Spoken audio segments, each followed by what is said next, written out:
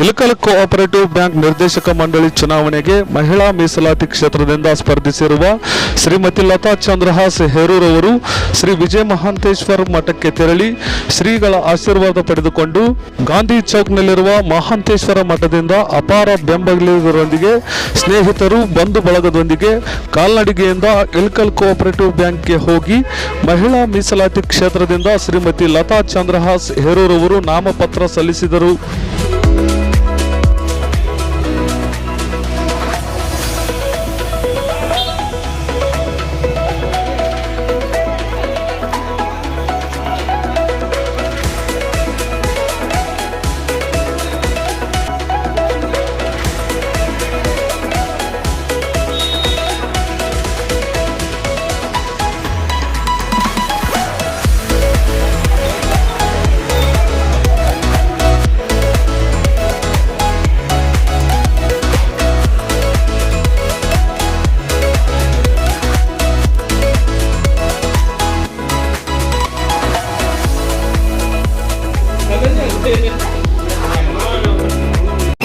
ನಾನು ಲತಾ ಚಂದ್ರಹಾಸ್ ಹೇರೂರ್ ಅಂತೇಳಿ ಇಳಕಲ್ ಕೋಆಪರೇಟಿವ್ ಬ್ಯಾಂಕಿಗೆ ನಾನು ಇವತ್ತು ನಾಮಿನೇಷನ್ ಕೊಟ್ಟಿದ್ದೇನೆ.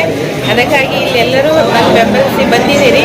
ಇನ್ನಷ್ಟು 15,000 ಮತಗಳಿಂದ ಮತದಾರರು ಇದ್ದಾರೆ.